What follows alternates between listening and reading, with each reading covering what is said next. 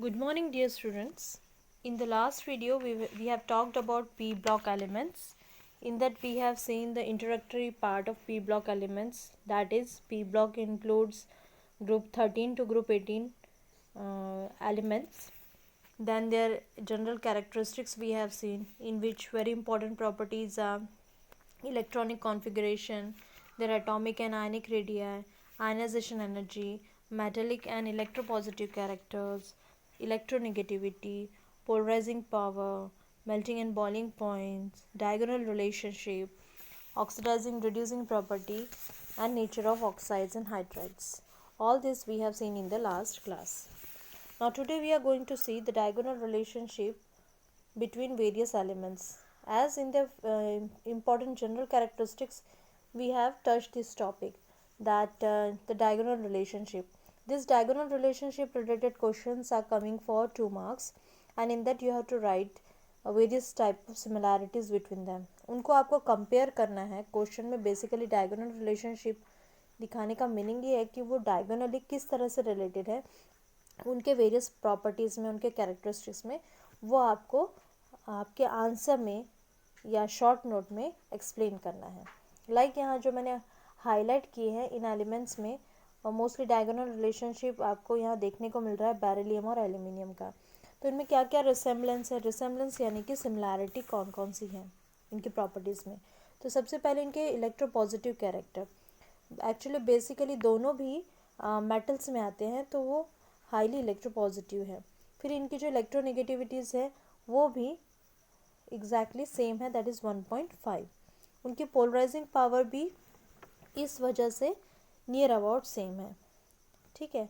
अब इन एलिमेंट्स में और क्या कैरेक्टरिस्टिक्स है जो सिमिलर हैं, जैसे इनकी जो कोवलेंट कंपाउंड बनाने की जो कैपेसिटी है वो बहुत ज़्यादा है. सिमिलरली जो दोनों एलिमेंट्स हैं जैसे बेरिलियम और एल्यूमिनियम, ये दोनों ही कॉम्प्लेक्स कंपाउंड्स बनाते हैं. Why it is so? Because because of their highly charge ions and availability of empty orbital. जितने भी एम्प्टी ऑर्बिटल्स अवेलेबल होते हैं किसी भी एलिमेंट के एटम्स में, उतना ही वो एलिमेंट कॉम्प्लेक्स कंपाउंड्स बनाने के लिए लायबल होता है, या उसकी टेंडेंसी उतनी ही बढ़ जाती है. सो सिमिलरली इन एलिमेंट्स में इनके जो वैलेंस शेल होते हैं उनमें वैकेंट ऑर्बिटल्स ज़्यादा होने की वजह से they have a high tendency to form complex compounds. So ये गिव रीजन में या 1 मार्क क्वेश्चन में आ सकता है. Similarly they become passive when they react with concentrated nitric acid. अगर कॉन्सेंट्रेटेड नाइट्रिक एसिड के साथ उनका रिएक्शन होता है तो वो पैसिव बन जाते हैं. पैसिव होने का मतलब है कि वो इनकॉर्पोरेट करते हैं, मीन्स वो एक्टिव नहीं होते हैं, वो नॉन रिएक्टिव की तरह काम करने लगते हैं. और उस कंडीशन में what is the reason for that? क्योंकि उसमें एक ऑक्साइड लेयर बन जाती है उनके सरफेस पे. उसकी वजह से उसके बाद वो किसी भी तरह का केमिकल रिएक्शन नहीं दिखाते. सिमिलरली जब वो एल्कलीज के साथ रिएक्शन होता है तो क्या होता है? जब एल्कलीज के साथ रिएक्शन होता है तो दोनों ही एलिमेंट्स यानी कि बेरिलियम और एल्यूमिनियम दोनों ही हाइड्रोजन गैस लिबरेट करते हैं इनकी केमिकल रिएक्शन में, दैट यू कैन सी है. Similarly the oxides, both the oxides of beryllium and aluminum, they are amphoteric. अब amphoteric का मतलब क्या हुआ? This word has came previously also, that they are dissolved in both acids and bases to form the salts. So that's why their oxides are amphoteric in nature. Okay. Now what about the carbides? Their carbides are decomposed by water, and both are liberating methane as a byproduct in their chemical reaction with water. Now the next is diagonal relationship between another elements, that you can scroll here and see here, which I highlighted previously also. ये पहला हमने देखा beryllium और aluminium. अब हम देखेंगे boron और silicon जो डायगोनली रिलेटेड है. So here we are going to see the diagonal relationship between boron and silicon. Now what is the relationship? What is the common properties or similarities between them or resemblance between them? The first is about their occurrence. They both do not occur free in nature, मतलब जो उनका occurrence है nature में, जो उनकी availability है वो किसी कॉम्प्लेक्स तरीके से ही होगी। यानी कि सिंपल सिलिकॉन को जब आप एक्सट्रैक्ट करोगे अर्थ क्रस्ट से, तो वो सिलिकॉन के फॉर्म में या फिर बोरॉन के फॉर्म में नहीं होगा, वो उसके ऑक्साइड्स के फॉर्म में, कार्बाइड्स के फॉर्म में हो सकता है, या कार्बोनेट्स के फॉर्म में हो सकता है। ठीक है, so that's why some examples are given here, like boron will be occurring as borates, silicon will be occurring as silicates or silica. So there can be various compound, it can occur in the form of various oxo compounds. Now similarly they both are showing the non-metallic character, they both are non-metals, and naturally they will be bad conductor of heat and electricity. Next is about their allotropy. Allotropy means what? Allotropy means if any element is showing both the forms, that is crystalline and amorphous, both the forms it can exist in, then that particular element is said to be allotropic in nature. Same is the case for boron and silicon. Boron and silicon are allotropic in nature. Okay, then their electronegativities, that is near about same, that you can see here the comparable values 2 and 1.8 for boron and silicon respectively. जब हम IP की बात करते हैं, ionization potential भी comparable है, and that is measured in electron volt, as all you know. Then we can see various chemical reactions. These are the same, some physical properties are there, and now we are going to see comparable chemical reactions which will show the resemblance between them, like action of alkali or reaction with alkalis. What will happen with alkali? Mostly हम sodium hydroxide की बात कर सकते हैं या potassium hydroxide की बात कर सकते हैं। जब बोरॉन और सिलिकॉन उनके साथ रिएक्ट होगा तो आपको as a byproduct hydrogen यहाँ लिबरेट होते हुए मिलेगा। सिमिलरली जब ये ऑक्सीजन के साथ कंबाइन होता है या एयर के कांटेक्ट में आता है तो आपको क्या मिलता है? ऑक्साइड्स फॉर्मेशन होते हैं यहाँ। ठीक है, सिमिलरली जैसे बोरॉन बना रहा है, बोरॉन ऑक्साइड बना रहा है, तो सिलिकॉन क्या बना रहा है? सिलिका या सिलिकॉन ऑक्साइड। सिमिलरली ये जो ऑक्साइड्स होते हैं वो एसिडिक नेचर के होते हैं और वो अल्कलीज में डिसॉल्व होते हैं to form various salts that you can see here. This is a comparable reaction. Now what will happen when they will have the hydride formation?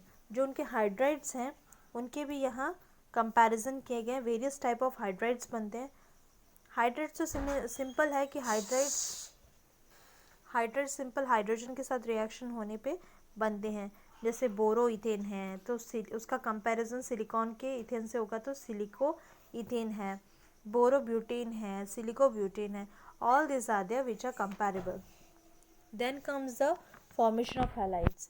When there is a formation of halides, here you can see boric acid is forming, silicic acid is forming here, which is comparable here, and both are having the byproduct as hydrochloric acid.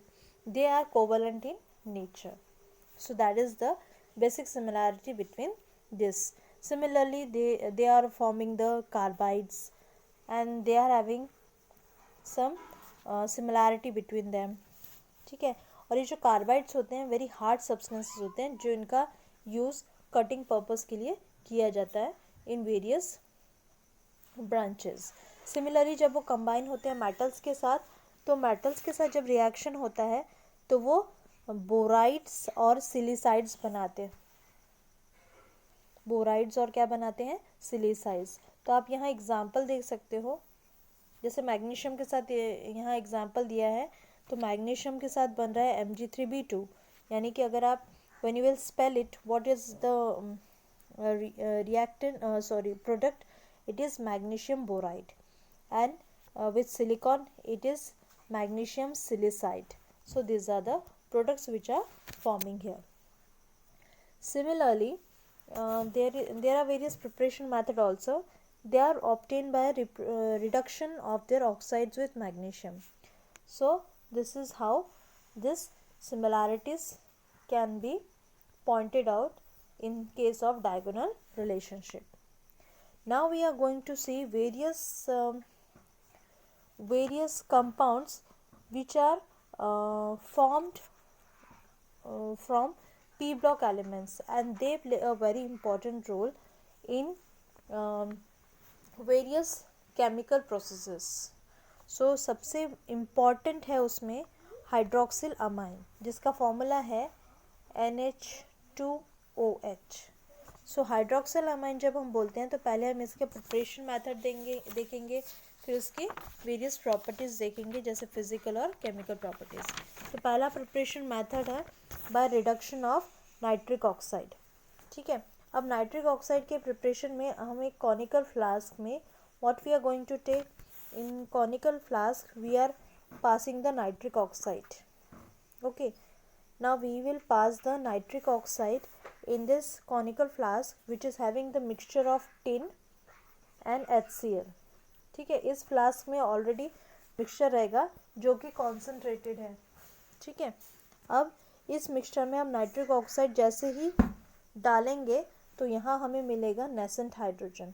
ये जो nascent hydrogen यहाँ मिलता है, nascent hydrogen का मतलब होता है कि सिंगल एटम. जैसे हाइड्रोजन का एग्जिस्टेंस H2 फॉर्म में है, लेकिन यह H2 फॉर्म में नहीं मिलेगा, आपको एक सिंगल एटम यानी कि हाइड्रोजन के फॉर्म में मिलेगा. इसको हम बोलते हैं नेसेंट हाइड्रोजन, जो कि हाईली अनस्टेबल और हाईली रिएक्टिव होता है. ये नेसेंट हाइड्रोजन नाइट्रिक ऑक्साइड के साथ फिर से कंबाइन होगा और ये क्या बनाएगा, hydroxyl amine, that is NH2OH यहाँ फॉर्म होगा. So in this way the hydroxyl amine is formed by reduction of nitric oxide. Now similarly the remaining in the next reaction you can see the interaction of NaNO2.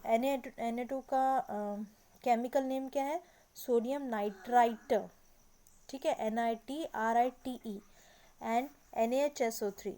अब ये NaHSO3 क्या है, sodium hydrogen sulfide.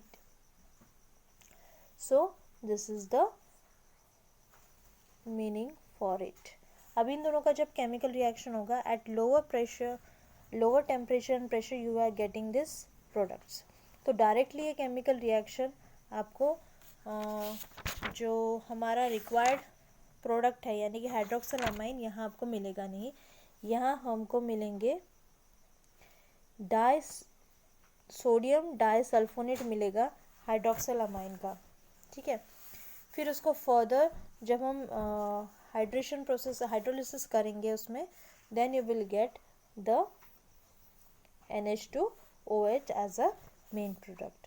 Similarly by electrolytic reduction also we can get the required product, that is hydroxyl amine. कैसे, इसमें हम electrolytic process में हम ले रहे हैं नाइट्रिक एसिड यानी कि HNO3, उसका रिडक्शन करेंगे. रिडक्शन जब भी कर रहे हैं तो हम we are going to use the hydrogen. Now reduction is done in presence of concentrated sulphuric acid. Okay, now amalgamated lead cathode लेंगे, क्योंकि इलेक्ट्रोलिसिस प्रोसेस है तो कैथोड एनोड रहेगा ही. यहाँ कैथोड बनेगा लेड से. एमलगेटेड यानी कि मर्क्यूरी की लेयर रहेगी, उस पर एमलगेटेड लेड के कैथोड पे एमलगम रहेगा यानी कि मर्क्यूरी की लेयर रहेगी. इन दोनों के कॉम्बिनेशन से कैथोड बनेगा और इन सब के प्रेजेंस में नेसेंट हाइड्रोजन जो है यानी कि H, वो HNO3 को क्या करेगा, उसके साथ रिएक्ट होगा और आपको HNO2 मिलेगा. अब ये जो HNO2 है, it is nothing but the nitrous acid. What is the name, it is nitrous acid. अब ये जो नाइट्रस एसिड है उसका फर्दर रिडक्शन होगा and you will get hydroxyl amine as the main product and water is released there. So in this way we are getting the main product of hydroxyl amine by various steps. So I hope यहाँ तक आपको समझ गया होगा.